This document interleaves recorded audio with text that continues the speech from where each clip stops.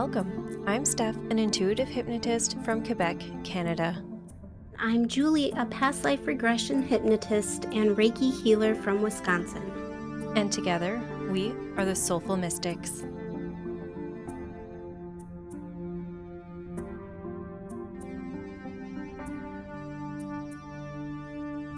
In this episode, we get together with Meera to discuss our double past life regression session. And if you haven't listened to that one yet, it's episode 14 and truly a must listen to. All right, let's get to it. Hey. Hello. Hello. Shall we talk about the PLR? Mm-hmm. Yes. Some questions for you guys, but do y'all have questions specifically that y'all wanted to talk about? The only question I really had for you, Meera, if you could talk about your process for facilitating and then also maybe touch on the emotions that you were feeling too, and like how that affected you as well. Yeah. So actually doing this, I didn't really know how I was going to approach it until I started writing the script. I don't know. I didn't really think about it too much. I just kind of was like, well, I'll start with Steph and then I'll just kind of go back and forth and just see what unfolds. But it was primarily like in our training, Sarah and Gina talked so much about just following our intuition in these sessions and just getting that help from our guides and our higher self in terms of knowing what kind of questions to ask. So that's what I did actually before the session. I pulled some cards, I just got centered, and I connected with my higher self. And then I tried to connect also with Julie, your higher self, and Steph's, and just kind of ask for guidance. And I feel like that's like a huge part of it, is because you're not doing this on your own. You're getting that divine support. And that is really the key, I feel like, to a great session. So that's kind of how I prepared. I love that. Yeah. And do you ever use Reiki during the session, or is that something that you've been incorporating? I'm always calling it in. So it's always there during like an energetic healing. If somebody's removing a block and then filling that back up with love and light or whatever it is that they want to fill it back up with, then I'll use Reiki, especially if it seems like they're having a hard time removing the block. Yeah, that's pretty cool. What about you, Steph? What I feel happens naturally is that I connect the dots. So as I'm doing a session, I'll connect dots and I'll write anything that comes to mind. So it's almost like an intuitive reading that I do with it. And I do ask my guides for help with the healing and intuitive questions. I do light a candle. Sometimes I do sage, and I'll say their first name and ask to call in their guides or higher selves. Yeah. From this session, the question that really hit home for me was asking what my favorite thing to cook was, or what I wanted to learn, because I didn't know what a pheasant was. Me as Steph didn't know what that was. We don't have those here. Not that I know of anyway. But when I was editing the recording, I heard myself say that and I looked it up and it was exactly what I had in my mind. So that's so cool. You know, asking those little questions that don't feel like has a huge impact actually has the most impact. Yeah. For me, it was the weather. And I don't know if you guys remember this, but Steph, you were saying you couldn't really see outside, but you described what you felt the weather was like. Yeah. And I was outside at that point in the PLR. And so I knew what the weather felt like. And it was exactly how you described. That validated for me that we were having the same experience, but different. And the other thing too, so Meera, your induction and picking the tree, that was wild to me. I loved that so much because my trees were so different. Like I had a very magical tree and very whimsical. And then I had a weeping willow, which I absolutely love those trees. And then I had like a very dark, mysterious tree. And I was like, that's my tree. You took us through the door. And my door was very old wooden door and it had Celtic carvings on it. And then I went through the door and I was walking down this path, and that's where I started because when I entered that past life, I was outside and I was on my way to see Steph. And she used the word clan. And I put two and two together and I was like, well, holy shit. This is just like another validation that before we actually knew it, or Mm-hmm. like before each other knew it, we were Mm-hmm. having the same experience. So that was wild to me too. Yeah, that's really cool. Before doing this, did y'all think, oh, are we going to experience the same thing? Or is it going to be different lives that come up for us? Like, how So did y'all, were y'all thinking it would happen? Julie was so stressed out. I I was wasn't. scared. Yeah. I I was think like, I'm going to screw this up. Oh God. I know it is like pressure sometimes. You're like, what am I gonna Yeah, see? Is it I gonna make any know. It's sense? so funny because like Steph has so many great ideas. Oh, yeah, we're going to do this, we're going to do that. And then I'm like, oh God, I don't know if I'll be able to. And then it happened so beautifully and so organically. It was just, I think the most amazing thing to me was we lived so completely like the lives in that past life were so completely different. We were different class level. I mean, like everything was different. And it just came together in such a beautiful way. I'm still in awe over And that. it came Yeah. together in a way that kind of resonated with how we feel individually in this life, which I thought was really cool. Yeah. And also, I'm a dreamer more than a realist. So I feel like that might be why I wasn't as stressed, but also the first real past life regression that I did as practicing before we ever took the hypnotic arts course was with two really close friends, and their experience made me a believer in this soul connection and how we can experience these past life regressions with people and share it in some way. So, in that first past life regression that I did, the double past life regression with Gina and Bianca, they experienced two separate lives, but in the same time. But we didn't know that during. So, Wow. one of them had four children and they ended up being sisters, but we didn't know it during the time. And she just kind of left and left those four kids to her sister. And so the sister was feeling super overwhelmed and had these four kids that weren't hers. And it just kind of played together in the end that they were having the same experience, but in two different perspectives and two different lives. And that's what I was expecting, but that's not at all what we got. We Wow. got this intense storyline. And when we shared something, it was like back and forth. It felt, when you Mm-hmm. were sharing, Julie, I felt the emotions and I heard it in Meera's voice too, that she felt it too. And it was just really an awakening experience to hear the emotion behind what you were saying, even though, Julie, you declare yourself more as like a matter of fact Mm-hmm. kind of client. And that's another question that I have for you, Meera, is how did you manage to work with two completely different clients? Because I am a feeler. I'm super emotional. I was crying in the induction. Okay. Like I was crying from beginning to end, just the whole time. And Julie's more of a matter of fact, logical. I So how have did it no feel? emotion ever. But I felt your Um, emotion.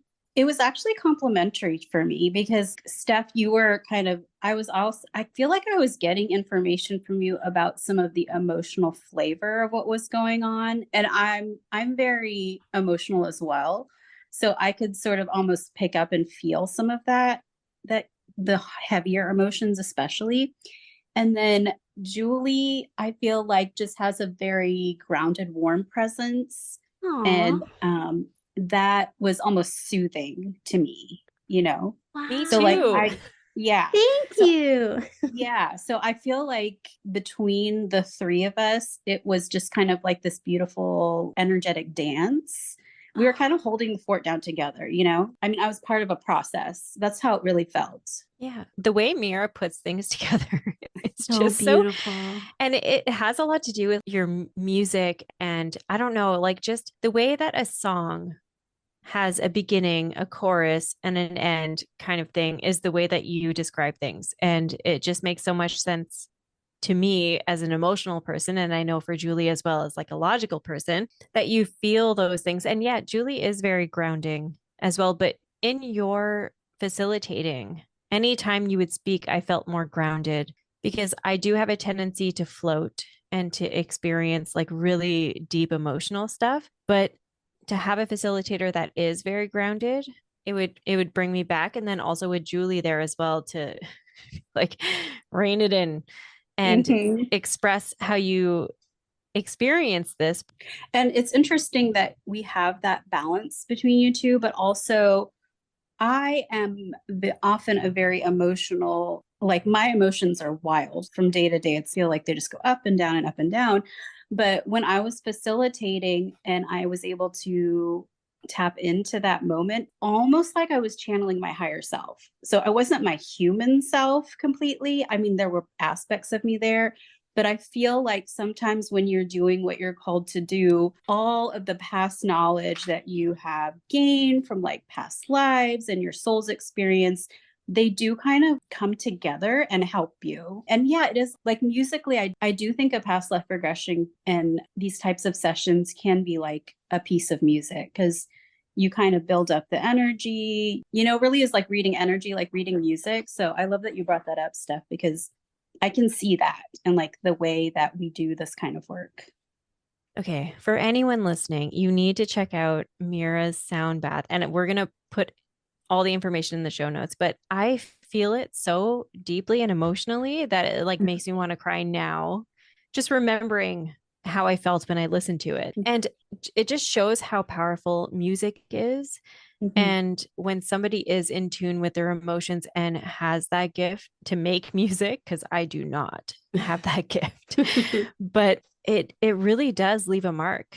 And even with like our intro and closing of the podcast, anytime I hear it, it like makes me feel certain things. And I've heard from a couple of people who listen to it that they feel the same way and that it does get stuck in their mind whenever they feel like they need that grounding yet spiritual feeling. And I do think that that's a huge gift.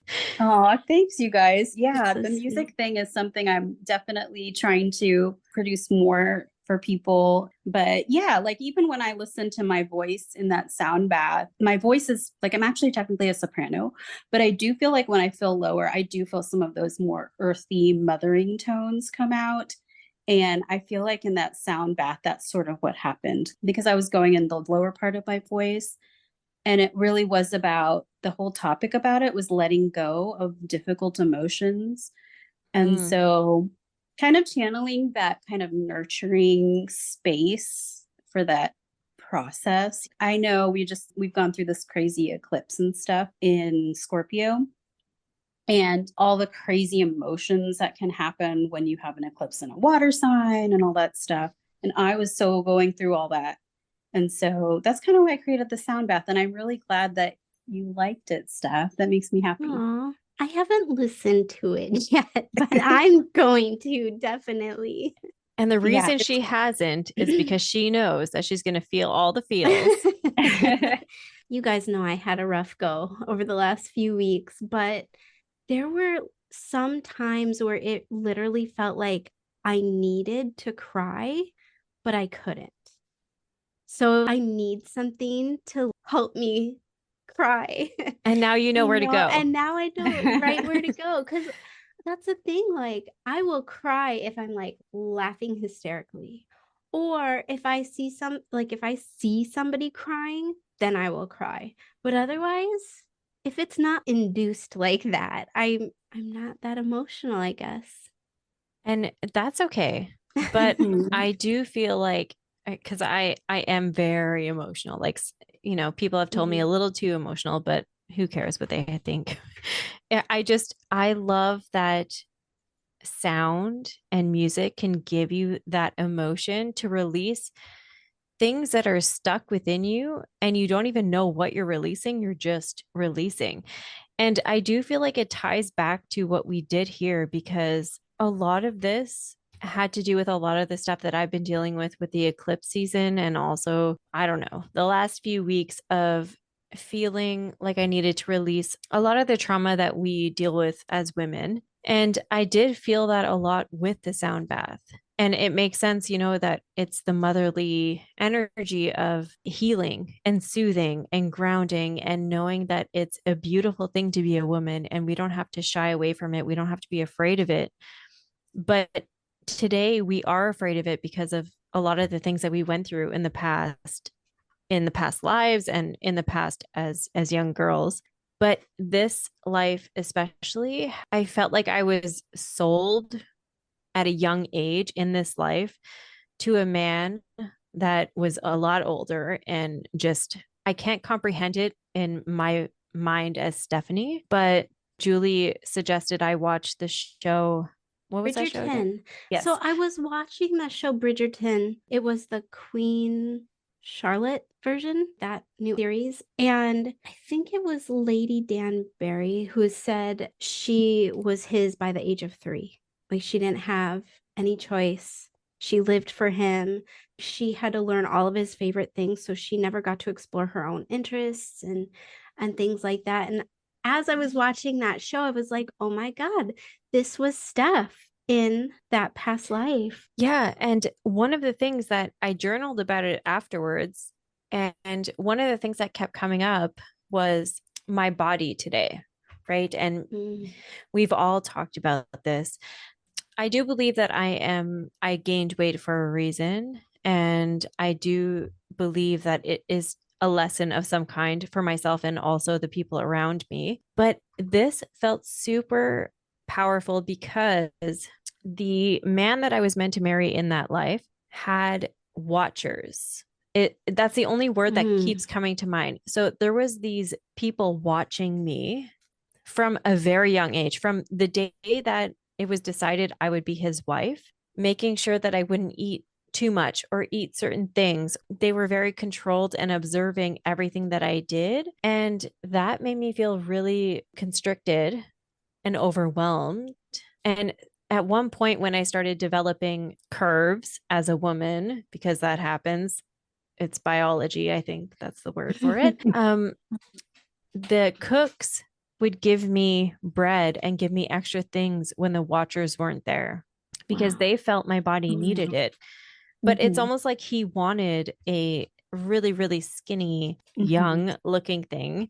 And it was a lot. And that's why I really took to the helpers, right? Like the cooks and the maids and the people who showed me kindness around the castle because they really felt like they loved me more than my parent. I don't even know who my parents were. I don't even know if they were my real parents. They did not feel like it, but it was a really different life than I've lived in all the other past life regressions that I've done. It's time women move from being viewed like that because we're so much more powerful. Like I just did a shadow session with somebody, and the whole time it was how powerful women actually are. And it's not even about men and women, it's just about growing up. We needed that instinct and that intuition to keep us safe. And I know, there's 3 of us here today. We can probably all tell a story about how we use that intuition to keep us safe in this life today. And it's a really beautiful thing, but it's also a gift that we have that we could use to move forward as women in general. And it was such a powerful session that I don't even know what to talk about, and maybe we'll do a part 2. I don't know. So powerful though. Let's talk about that sword. I could see it like sticking through me, and I could see Steph and a bunch of beings all together all at once pulling it right out. It was something. Yeah. I could see it and feel it, how it entered my kidney and came out my hip. Yeah. And I don't know if you wanted to talk about how you felt afterwards, but I think it's really important to talk about it because what we did and what Meera facilitated was extremely healing. Oh, yeah. Your healing process was very physical. So I don't know if you wanted to talk about that a bit. Yeah. So that was the night I got extremely sick. try not to give away too many gory details, but I have never been that sick in my entire life. I also never felt like a sickness was a spiritual experience. And the whole time I was going through this, I knew that it was. And that sounds a little crazy to say, but I released so much. And I felt like it was that session that really helped me just release everything. Like I released so much, and it was a lot. It was more than just the physical. I mean, it was the emotional release, just energy that I didn't need to carry anymore. Just it was everything that no longer served me. I released it all. It was very intense. Yeah. It was a 5-hour process. And the whole time I also felt so much energy around me. Like I knew my guides were with me. The energy was so intense. And the whole time I kept feeling like I was being lifted out of my body, which that is a really intense and scary thing too, when you're conscious enough to feel it and know what is happening. I thought for sure I was going to die. It was so scary, and I was the whole time pleading with my guides to let me stay in my body. Like I was fighting to stay in my body. It was like nothing I've ever experienced before. It was wild. But the whole time, I also knew that I needed to let it happen. Yeah. And then I had a spirit guide session the other day. I was doing a swap with one of the trainees in the current hypnotic arts class. And I asked about that, like what's been going on with my health lately, because I've just had like a number of different weird random symptoms. And what came was that my body was going through a recalibration, almost like an upgrade kind of a deal. And I think now that I'm on the other end of it, I can see it now. But when I was in it, I thought this was it. I thought this was the end. It was so intense. Isn't that So how many like questions I have right now. okay, Please ask away. send them, Meera. Okay, so first of all, were you alone during this? Did you feel like you needed to be alone? Were you with your Oh, family? Like, how did they, what were they like? What's going on? You know? my husband works some odd hours and goes to bed very early. And so this started around 6:30 and lasted until about 11:30. And so he was already in bed.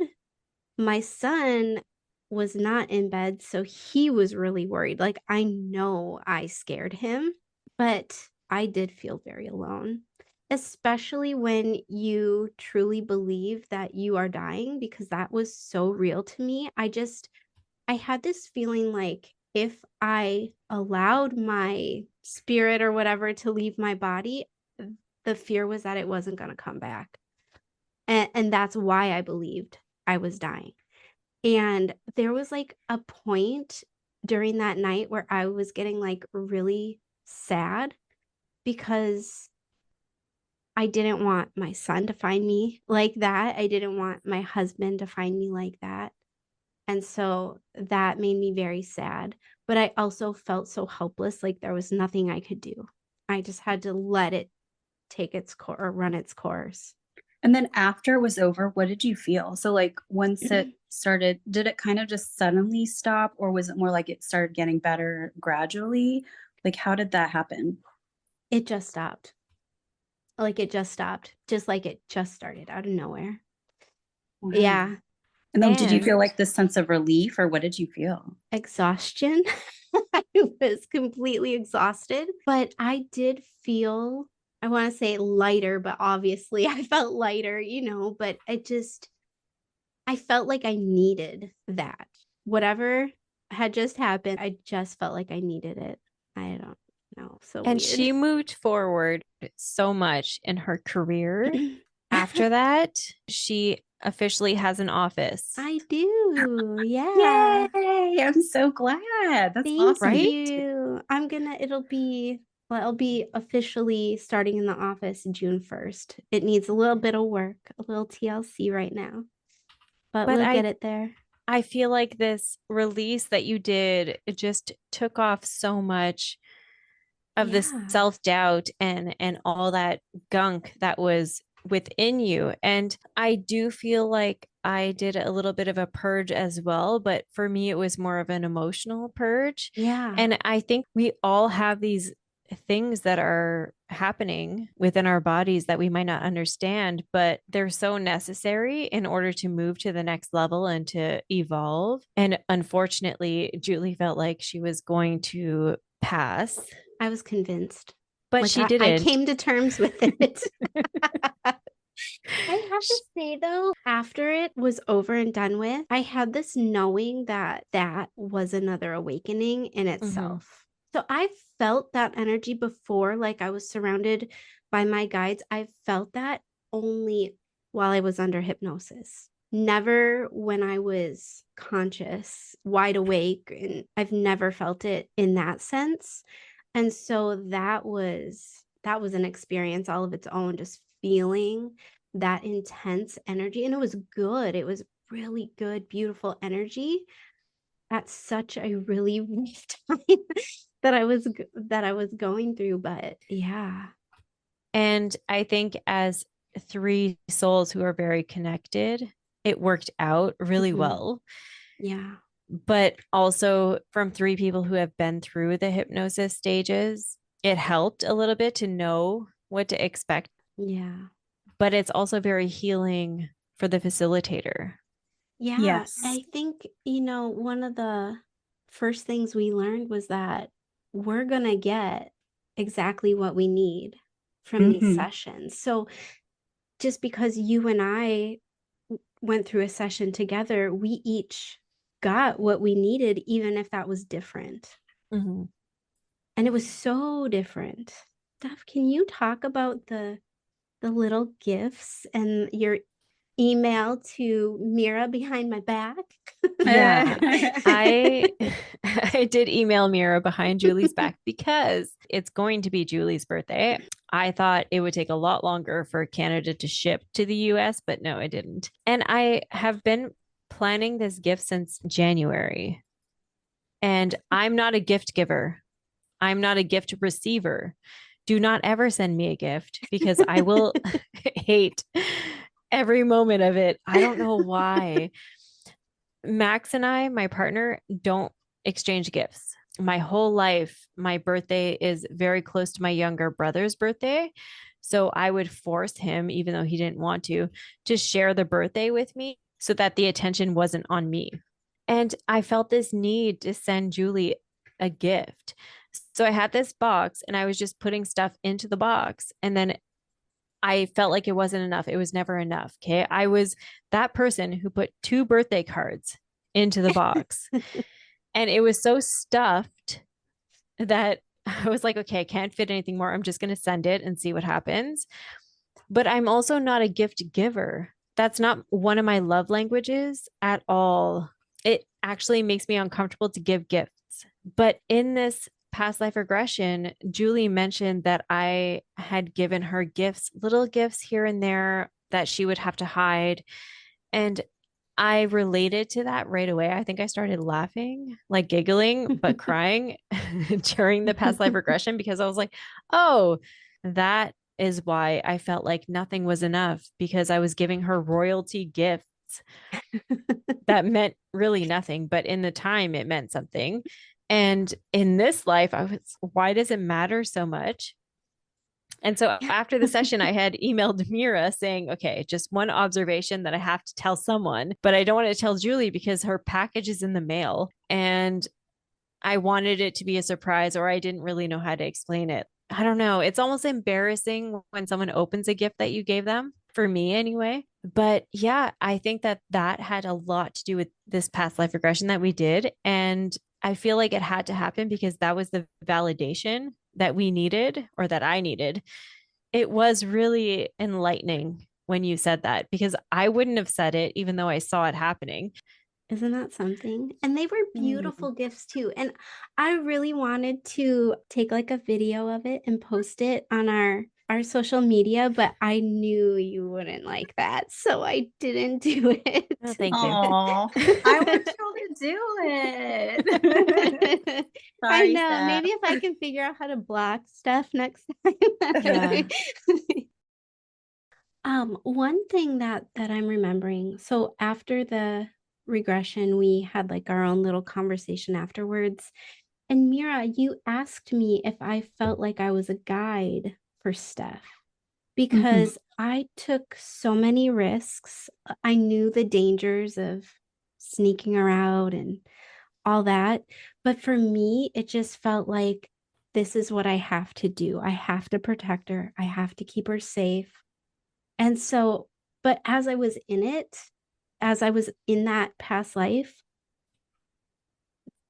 that idea of me being her guide never, it like never came to my mind, but it made so much sense. Like a guide in a sense, you know, just how I felt like this was my duty to get her out and take care of her and teach her things, teach her how to garden and cook and do all these things that she had no idea how to do. And then the whole sword thing, it was like a lot of the guilt that I felt because of the way things ended. And I wasn't able to protect her in the end. Yeah, I was going to ask you guys about that because you both expressed this feeling of letting each other down. I think maybe that was part of the healing. Yeah, and I never took it like that. And this is maybe where me being a guide to her makes sense to me because I never once saw it as her letting me down in any sense of the imagination. Never thought that way either. Yeah, but for me it was so real. It was, I don't even know how to put it into words. It was just something I had to do. And very matter of fact about it, I knew what the outcome would be if we were caught. I knew exactly what would happen, and I did it anyway because I just felt like that was the right thing to do. And I need to be there for her and do everything I can for her. And the immense amount of guilt I felt in the end was that was real too. Yeah. And the way that I felt was you didn't let me down. You actually showed me life. I believe that now. Yeah. And, it sucked that everyone died because they were trying to save me. Mm-hmm. But the life that I was shown was worth the things that I went through in the end.